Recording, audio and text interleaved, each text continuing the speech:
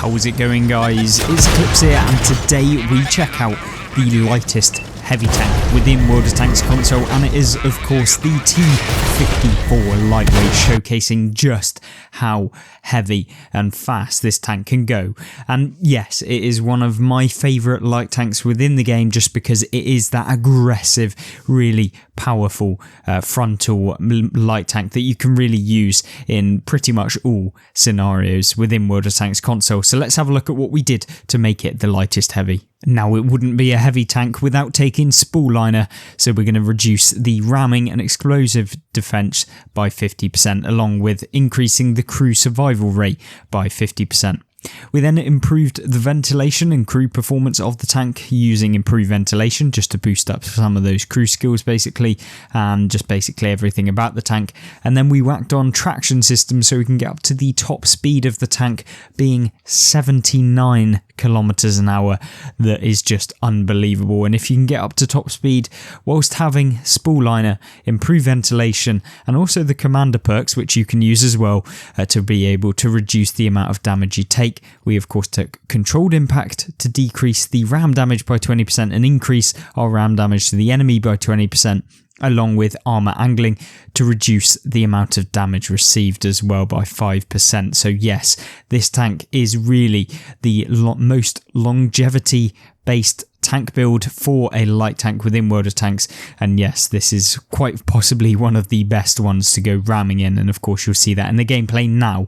Let's take a look. The first gameplay that we're taking a look at is on Canals, and of course we are going to be playing in the traditional light tank spot at the beginning of the game, where you can take the position over to the left. It allows us to be able to get some spotting damage, at least hopefully within the early game. And although we aren't in a specific spotting build where we've maximised all aspects of the tank, because we have the speed and the mobility within the T54 Lightweight, we can spot opponents pretty quickly and early within the game, because we can get to the position quick enough, and therefore we can use kind of that speed and mobility to really spot people in a more aggressive way. We don't have to YOLO in to spot people by all means, but we can certainly be a little bit more aggressive than maybe something like a Vanguard ELC even 90, for example. Obviously you see us here just poking the ridge, just trying to spot if anyone is crossing dead ahead of us. No one seems to be, so we're just going to stay a little bit more passive. We don't want to overcommit at the beginning of the game, so we're not going to. And of course we're now just waiting for the RU-251 to potentially show his ugly head, and he does manage to do that, and we'll pick up a 246 damage roll. And considering this is a light tank, not a medium, 240 damage is your average, or 250 damage even, is your average roll within a tank like this. So if you do want to pick up a really more like a medium but very fast light tank, then this is definitely the one. Of course you can hit on the move because you have the T100 LT accuracy, of course, and yeah, it's definitely one of the ones I've enjoyed playing the most. Obviously trying to hit whilst on the move and using the third person aim is something you want to do. Unfortunately the Hawk stops us from being able to get a shot on the T100, but we do manage to high roll there for 280.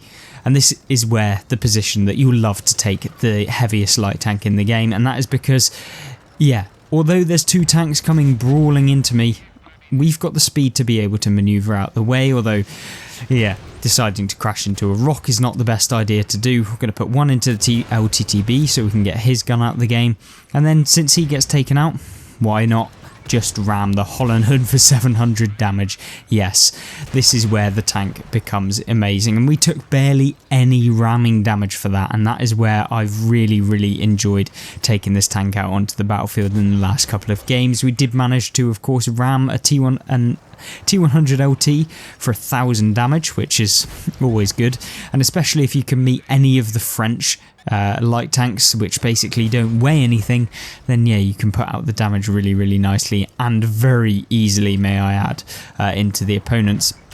Obviously you see me doing a couple of misplays. We should really just properly aim that shot like we do here to be able to guarantee damage, especially in a game where you're not sure if you're going to lose, and when you're 5 tanks down already at the beginning of the game. You'll see us just trying to get as much damage as possible, pushing it out, being pretty aggressive. We are on the front lines, considering we're a light tank, and yeah, you'll be seeing when you're coming up against a lot of the other light tanks at this tier, since there are a lot in the matchmaker currently because of the light tank operation that's going around where you can earn a ton of silver from it. You'll actually notice that you're probably one of the stronger light tanks to be able to just bully your way through a lot of the enemies, especially if you set up your tank in this kind of way. You'll notice that instead of going back and trying to help out our team like on the right hand side, we're actually going to go back and try and help out the remainder of our team over here, because there is a dreadnought that we could potentially get a little bit of damage on, and we'll try and ram him, see how much we do. 240 damage. We probably took a little bit more than we actually dealt there, which is a bit unfortunate, but nothing too major, and we will manage to get a little bit of extra damage on him. Now, the Tiger 1, of course, we can just get around him, is pretty easy. The tank that we can't just get around is the BAR, and unfortunately, because we're running fuel within this tank, we're not able to repair put our crew member back in. And even worse, there's a medium tank behind the bar, and so we're just going to go right past them. We're not even going to bother with trying to get any damage on them. We're just going to go right through. We're on 3,700 damage. It's not an awful game. You know, we could end it right here, but we're not going to do that. What we'll do, circle back around, see if we can get a couple more hits in before the end of the game eventually comes out, and then see how we ended up from there. Obviously, you'll see here the Tiger 1 there, put a nice round into him, easy damage, and of course we're helping out the teammate a little bit as well. Tiger 1 doesn't know that we were the one hitting him for some reason, and yeah, still a decent result overall. We'll just pull back, make sure we can get a solid hit into the T55A. He can't one-shot us. We'll then just ram into him, deal 94 damage to him, with only taking 30 damage against a medium tank. Remember, this is a light tank that just took 3 times less damage than ramming a medium tank, considering the medium tank was the one actually full-on ramming into us. Yeah. This is where I love this tank. People just underestimate, especially when you have all of the crew perks on, the equipment on that allows you to ram people. Yeah, you can get a hell of a lot more assistance, a lot more damage even within this game. Yeah, you might suffer with some of the assistance, but it's not really a problem when you want to play it. It is not a passive light tank, at least in my regard. It's pretty boxy anyway, because you are a T54 hull at the end of the day. So yeah, you aren't going to really be able to remain undetected, as opposed to some of the French light tanks that are in the game, and more importantly, some of those French light tanks that will be arriving in our game fairly soon. No actual clarified date as to when they'll be entering World of Tanks console, but I guess it'll be sometime in the near future, maybe a month or so, but no guarantee. I reckon it'll be around there anyway. Of course, with our loader knocked out, it becomes very difficult to actually hit the GW Tiger P. No, I'm not going to be an idiot and try and ram a GW Tiger P, since that does actually have the Tiger P chassis, which means that it's heavy as a Tiger P, and so yeah. From this point, you know, we're in a pretty bad stalemate. There's nothing we're going to be able to do. There's 7 tanks left alive on the enemy team. There's 2 light tanks who are going to be closing in. Of course, one of them's already kind of closing us in. And from behind, the RU-251 from the beginning of the game pops up and puts the final nail in the coffin for us. But 4,900 damage in a pretty aggressive game was not bad. Let's have a look at the next one in the gameplay. The next gameplay starts 10 seconds in, because I just didn't quite catch the start of the game when recording, but other than that, we'll get straight into it. Kasserine, probably one of the more open maps, and I wouldn't necessarily say that this is the best light tank map, since if you want to actually get spotting damage, you have to expose yourself. It's not a terrible map by all means for a light tank. It's one of the better ones in the game, but it's probably not as good as you first expect, because a lot of the medium tanks will be able to actually outspot you anyway, because they can get up to ridge lines where they're pretty much safe against you. So kind of having the high view range of a light tank doesn't really make much of a difference on this map. Saying that, you can still have good games where you use your vision. This one will probably be one where, yeah, we can use the vision range of this tank. Now the Senshi over there, he's obviously trying to crest the ridge against us. It probably won't go too well, especially if he maintains what he's doing there. I've got the bar over there, which I believe was the one that hit me in the previous game, which is a bit unfortunate, but never mind. We'll put one round quite nicely into the Challenger there, go for the little bit of ram damage, kind of glanced off of him, which was a little bit annoying, but we still dealt 100 damage and took 0 damage in return.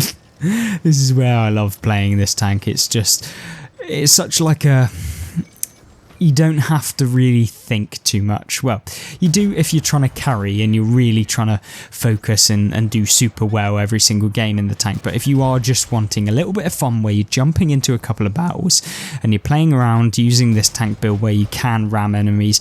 Now, I do want to say, don't just go into a game hoping that you can ram heavy tanks, because at the end of the day, you aren't a heavy tank. You're not going to be able to actually outram heavy tanks. If you go in 79 kilometers an hour into an E75, it's not going to go well for you. Yes, you may be able to deal 300 damage to them, but they're going to take the majority of your hit points with it. So don't go thinking that you can do that. Of course, if you're coming up against CDC, Barask, any of the light medium tanks in the game, you can have them for breakfast. And that's certainly something that I've enjoyed with this tank. I'm sure if you've watched any of the previous videos with the T54 Lightweight on the channel, you know exactly what I mean, because I've always run this build on this tank. It just is really, really good. But today we're really focusing on how you can use this build to the best of your ability. Obviously, from this position, we are we're being the forward force that's spotting the opponents for our team, not necessarily getting the most amount of spotting damage, but we're able to at least get some. And of course we can really annoy the opponent since we're in a pretty annoying position. Would have been negated if this 50 TP did actually realise that we were in this position and he could get shots on us, because he could get very nice shots into us from that position and would really stop us from being able to use it. We'd then have to move out the way and potentially we could have resulted in not being able to use the position to the best of its ability, and then they could have potentially won. Maybe I would have gone into a worse position, but for this game that isn't the case. And we've managed to pick up 1700 assistance along with a decent amount of actual damage. And this is the point in the battle where you can kind of take it to the next level. Obviously hitting on the move in a Russian tank wouldn't be like anything else, but there we go. What we will do is try and just get one shot. Unfortunately took one from the Demolisher, which is a little bit unfortunate, but then again we did manage to spot all of them on the enemy team, giving us even more assistance. You just saw it rise by about 1,000 damage there from that little poke. So 400 damage for that, not too bad, but still could have made a better decision in that area if I really did want to. I was in a little bit of an impasse in this game from this point. Obviously we've picked up 6,000 combined damage already at this point, but didn't really want to fully commit to the E75, and I didn't want to fully commit without the support of my team onto this flank. But considering we now do have the full support of the team, we can move over to this area on the map, and of course that's exactly what we're going to do. Put a little round into the track area. Probably knew that I wasn't going to be able to pen him very reliably. Now we'll just move towards the Malshan here, try and put one into the back of him. Unfortunately goes into the horribly angled plate at the back, which means we don't even manage to get any damage on him. But from this point now it is the hunt for that light tank. Is he on full health? Is he on barely any health? He is in fact on full health, and if we can manage to get in anywhere close to that tank, we're going to be able to deal significant ram damage, and that is what we're aiming for with this little drive-by, and that's why we're trying to boost our way into that position from here. 79 kilometers an hour, and this tank maintains its speed really, really well within the game, so yes, you don't really have to worry too much. Thankfully the KPZ manages to actually hit in the track of the AMX 1390, and although the 1390 manages to accelerate away from us as we ram him, dealing the impact damage lower, we still dealt 350 damage into a target that's literally moving away from you when you're ramming them. So yeah, not a bad result there. Still picked up all of the remainder of the damage, 4,035 damage, 5 enemies destroyed, 1,700 base experience, and another fantastic result in the T54 Lightweight, of course getting 7,000 combined damage within this game. Really nice one. Very short, very sweet, and that is what you can expect in the T54 Ltwt.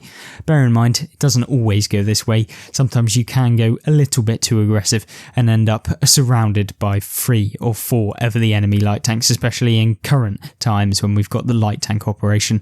Hopefully you enjoyed this video. Of course, check out some of the other videos on the channel on screen right now, and like and subscribe for more content coming soon. Thanks very much. Goodbye.